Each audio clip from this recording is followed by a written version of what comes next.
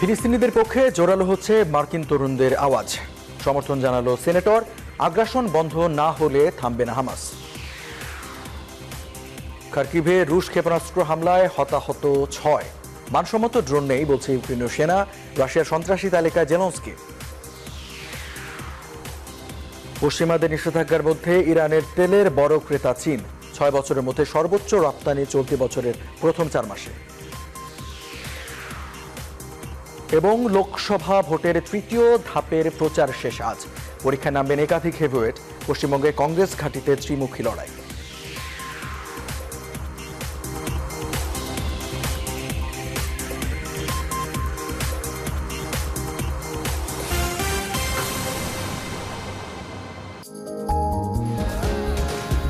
Rainbow Paints, ছড়াও জীবনের রং। স্বাগত news 24 international সংবাদে। সঙ্গে আছে আমি রঞ্জু ইফতেখার। এতক্ষণ দেখছিলেন সংবাদ শিরোনাম। শব্দের আরেক নাম, একদম ইউনিক স্ট্রাকচারাল ডিজাইনের কসমিক ডো। এর ওয়াল থিকনেস ও রিপ থিকনেস বেশি থাকা থেকে 50 বছরেরও বেশি। কসমিক ডো, নিশ্চিন্তে 50 বছর। এবারে বিস্তারিত।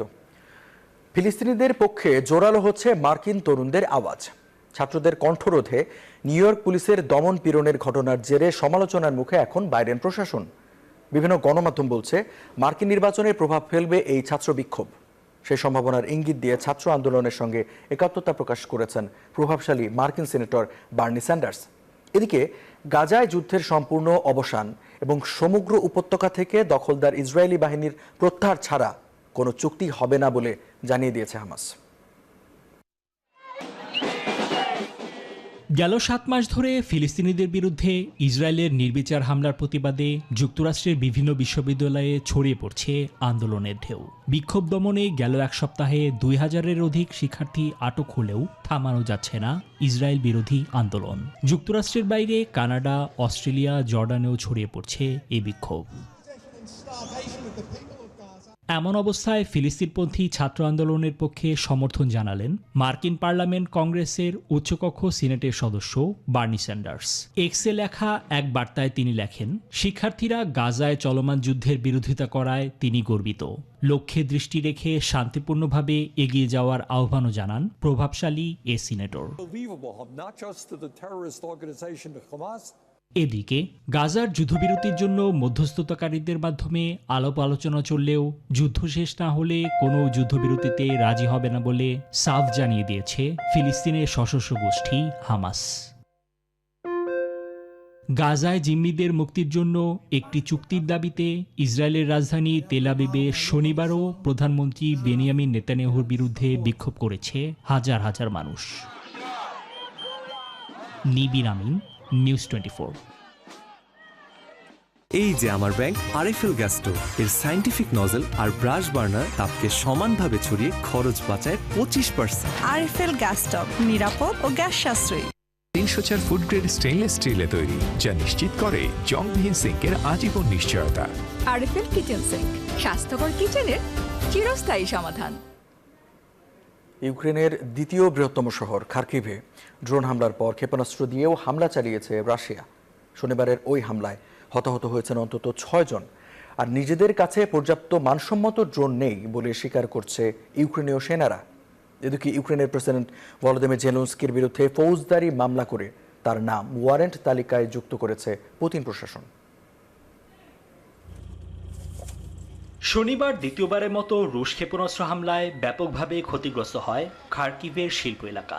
স্থানীয় গভর্নর জানায় অন্তত 6 জন হতাহত হয়েছেন হামলায় অগ্নিকাণ্ডের ঘটনায়। এর আগে একই দিনে ইউক্রেনের শহরটিতে বেসামরিক লক্ষ্যবস্তুতে ড্রোন হামলা চালিয়েছিল মস্কো। তখনও আহত হন বেশ কয়েকজন। এদিকে দোনেস্ক অঞ্চলে রয়টার্সের কাছে ইউক্রেনীয় সেনারা স্বীকার করলেন তাদের কাছে যুদ্ধাস্ত্র থাকলেও নেই পর্যাপ্ত মানসম্মত ড্রোন।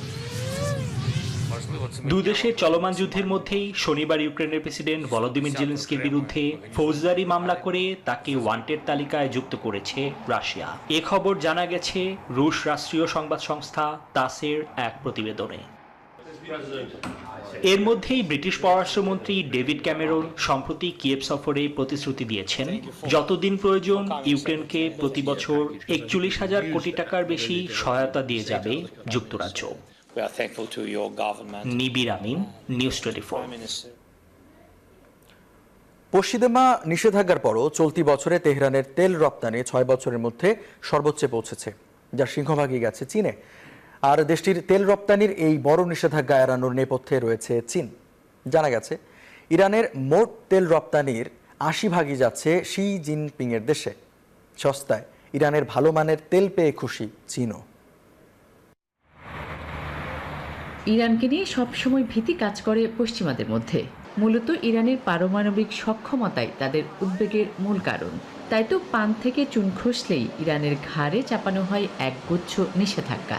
এই ক্ষেত্রে বরাবরই এগিয়ে আছে যুক্তরাষ্ট্র, তাতে সায় দেয় পশ্চিমা দেশগুলো।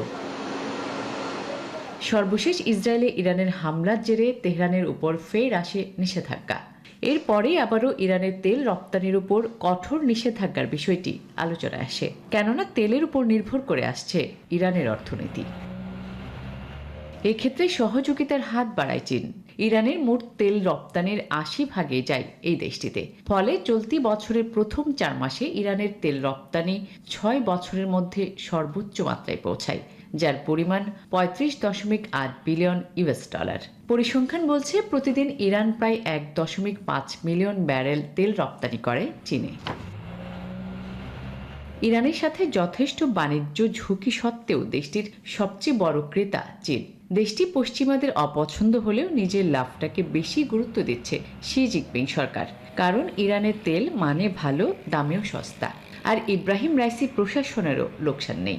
নিষেধাজ্ঞার মধ্যেও চীনের মতো বড় ক্রেতা পাওয়া তেল নির্ভর ইরানের জন্য বিরাট ব্যাপার। আসমাতুলি, নিউজ 24। ভারতের লোকসভা নির্বাচনের তৃতীয় ধাপকে বলা হচ্ছে হাই ভোল্টেজ ভোট। এরই মাঝে আজ শেষ হচ্ছে এবারের ধাপের প্রচারণা। 7 মে তৃতীয় ধাপে 12টি রাজ্য এবং কেন্দ্রশাসিত অঞ্চলে 95 আসনে হবে ভোট গ্রহণ। তৃতীয় ধাপে পরীক্ষায় নামবেন একাধিক হেভিওয়েট প্রার্থী। এবারে পর্বে ভোট ময়দানে খোদ অমিত শাহ রয়েছেন। উত্তরপ্রদেশের মঈনপুরী কেন্দ্রের প্রার্থী হয়েছেন সমাজবাদী প্রার্থীর প্রধান অখিলেশ যাদব পত্নী ডিম্পল যাদব। প্রথম এবং দ্বিতীয় ধাপের ভোটে আশ্বস্ত হতে পারেনি বিজেপি। বিরোধীরা বলছেন গরিষ্ঠতা অর্জন করলেও বিজেপির পক্ষে 2014 এবং 2019-এর সাফল্য ছোঁয়া সম্ভব হবে না। এরই মাঝে নারী কেলেঙ্কারির ঘটনায় বেশ চাপে রয়েছে ক্ষমতাসীন দল। গুঞ্জন উঠছে যৌন নির্যাতনের ভিডিও ভাইরাল হওয়ার পর প্রজ্জ্বল রেভান্না দেশ ত্যাগ করেছেন।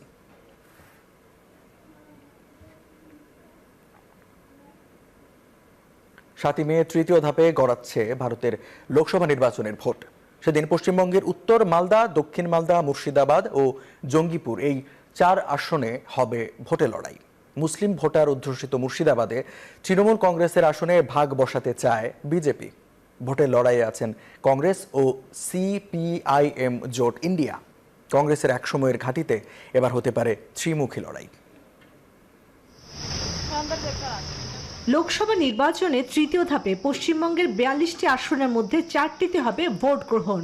উত্তর মালদা, দক্ষিণ মালদা, মুর্শিদাবাদ ও জঙ্গিপুর এই 4 আসনকে কংগ্রেসের ঘাঁটি হিসেবে ধরা হলেও এখন এসব আসনে কংগ্রেসের প্রভাব অনেকটা কম। এবার কংগ্রেসের ঘাঁটিতে লড়াই হচ্ছে ত্রিমুখী। দল এবং স্বতন্ত্র মিলিয়ে লড়ছেন 57 জন প্রার্থী। লড়াই হবে 3 দল ও জোটে। এবার মালদায় লড়ছেন কংগ্রেস নেতা গনি খান চৌধুরী। উত্তর মালদা আসনে লড়ছেন তৃণমূলের প্রসূন বন্দ্যোপাধ্যায়। কংগ্রেসের মোস্তাক আলম আর বিজেপি প্রার্থী হয়ে লড়ছেন বিদায়ী সংসদ সদস্য খগেন মুর্মু। অন্যদিকে মুর্শিদাবাদে লড়ছেন তৃণমূল আবু তাহের খান, বিজেপির গৌরী শঙ্কর ঘোষ এবং সিপিএম এর মোহাম্মদ সেলিম। আর জঙ্গিপুর আসনে লড়ছেন তৃণমূলের বিদায়ী সংসদ সদস্য খলিলুর রহমান, বিজেপি ধনঞ্জয় ঘোষ আর কংগ্রেসের মুর্তজা হোসেন। ফলে এই 4 আসনে লড়াই হচ্ছে মূলত ত্রিমুখী, তৃণমূল, বিজেপি এবং কংগ্রেস বামজোট প্রার্থীর মধ্যে। গত নির্বাচনে এই 4 আসনের মধ্যে 2টি আসনে জিতেছিল তৃণমূল, 1টি করে আসনে জিতেছিল কংগ্রেস ও বিজেপি। চন্দ্রানী চন্দ্রা, নিউজ 24। ছেড়ে যাবে Masud Rana, news 24। News 24 international শেষ করার আগে শিরোনামগুলো জানিয়ে দেব আরও একবার।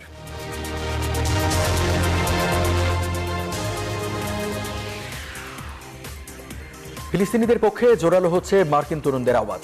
সমর্থন জানালো সিনেটর। আগ্রাসন বন্ধ না হলে থামবে না হামাস। খার্কিভে রুশ ক্ষেপণাস্ত্র হামলায় হতাহত 6। মানসম্মত ড্রোন নেই বলছে ইউক্রেনীয় সেনা। রাশিয়ার সন্ত্রাসী তালিকায় জেলেনস্কি। পশ্চিমাদের নিষেধাজ্ঞার মধ্যে ইরানের তেলের বড় ক্রেতা চীন। 6 বছরের মধ্যে সর্বোচ্চ রপ্তানি চলতি বছরের প্রথম 4 মাসে। এবং লোকসভা ভোটের তৃতীয় ধাপের প্রচার শেষ আজ।